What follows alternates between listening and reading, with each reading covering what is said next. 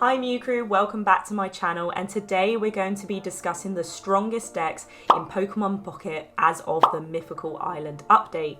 Now previously the Pikachu and Mewtwo decks were dominating the game, however there have been some new decks and some new cards that both complement and counter a lot of these stronger decks. First up we have the Celebi deck. Now this can be played a number of ways, but I've really been enjoying playing the Celebi Exeggutor deck as this has some massive benefits for setting up early in game. The Celebi deck is very quick to set up if you get that Serperior, but in the meantime it's nice to have a staller like the Exeggutor card because it's got 160 HP and you only need 1 energy to get that move going.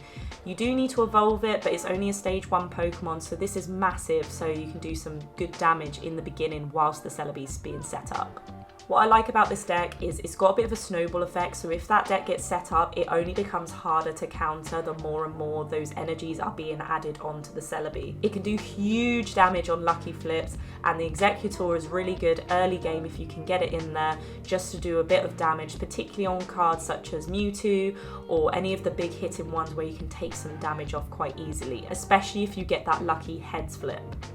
Whilst it is weak to the Moltres Charizard deck, it becomes incredibly powerful if that Charizard hasn't been quite set up yet. Now the downside to this deck is it's very weak to the Blaine aggro deck.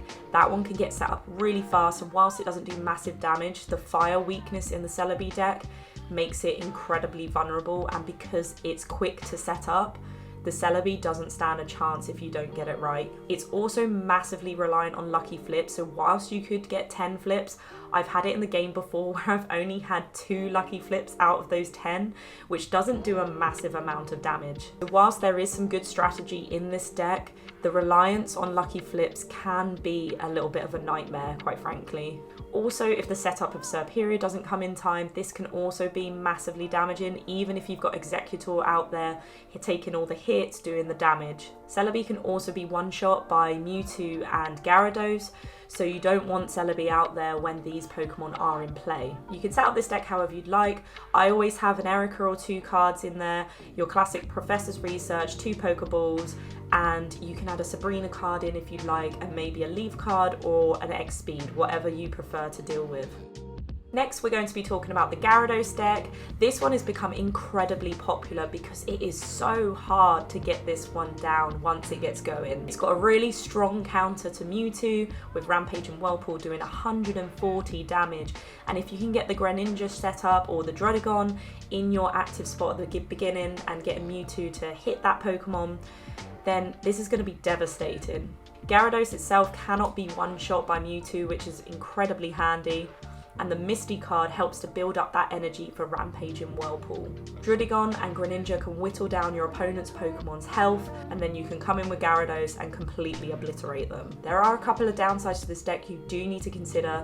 One of them is that Magikarp is incredibly weak in its active spot if you haven't evolved it yet, so you'll want to evolve that one as soon as you can, especially because it's not even safe on the bench anymore as well, with Pokemon out there like Zebstrika and Hitmonlee, which can do damage to any of your Pokemon or Pokemon on your bench. Rampage and Whirlpool also takes some time to set up as it requires 4 energy. You can use your Misty card, but again, this is down to luck, so if your Misty card doesn't deliver or you can't find one in your deck quick enough, this can be devastating as it can take so long to get your cards set up. Rampage and Whirlpool, whilst it does discard one of your opponent's energy, which can be really handy for the Mewtwo deck, it also requires you to discard one of your own, which can backfire. Overall, however, I really like this deck. It's good fun and it's incredibly powerful if you play it right. As always, you'll always want to have your Professor's Research and your Pokeballs, but it's mandatory you have those 2 Misty cards to help build up your energy, and then you can supplement this with maybe 2 Leaf cards or 2 X-Speed or 2 Potions, however you like to play it. And then we have the Mewtwo Mew deck. This one is now a lot more reliable with the Mew card and the Mythical Slabs cards, which helps you to find the psychic Pokemon that you need, particularly the Gardevoir and, if needed, the Curlier. It can now counter other Mewtwo decks that are getting set up faster than yours, as you can quickly pull out your Mew, which needs less energy on that card, and then can do Side Strike to that Mewtwo before it's set up. Mew also makes a really good stall card, to take damage from other decks or steal their abilities. So you can use Crimson Storm against the Charizard, you can use Gyarados' Rampage and Whirlpool. It's become a really useful card. This has been a strong deck throughout Genetic Apex and now Mythical Island. However, the downsides to it now is there are a lot of counters in the Mythical Island update. If not set up with Gardevoir, Mewtwo can be stalling for a long time and having to take the heat whilst other decks are getting set up quite quickly. The Mew card also becomes incredibly vulnerable if you've put your energy into that Mew card and not your Mewtwo and they don't have a hard hitting Pokemon, or if the other players also playing a Mewtwo Mew deck, if they put their Mew card out first as well, it becomes a bit of a cat and mouse game as who's going to switch out first, but equally both sides can't do any decent damage because the genome hacking kind of gets cancelled out by each other. Overall though, this one is a really strong deck. The Celebi deck has been hitting it hard as well as the Gyarados deck, but overall it's still a strong contender. To counter these Celebi and Gyarados decks, you can add a Jinx card into that deck. Jinx card does more damage on your opponent's active Pokemon the more energy they have. So Pokemon like Celebi and Gyarados, which have a lot of energy needed to set up, it can do some mega damage if set up correctly. The Mewtwo Mew deck can be set up in many different ways. There's a variety of ways I've seen this one set up. However, as always, you'll always want to have your Professor's Research and your Pokeballs. The Mythical Slabs are incredibly useful for finding that Gardevoir and getting that set up. And then you can play it however you like with Sabrina, Giovanni, Blue or Leaf. Maybe have some potions in there or some XPs. Just set this one up however works best for you. As you can see on this board, the Mewtwo Gardevoir deck is still dominating in terms of how many people are using it. And the Gyarados has gone right up there as well.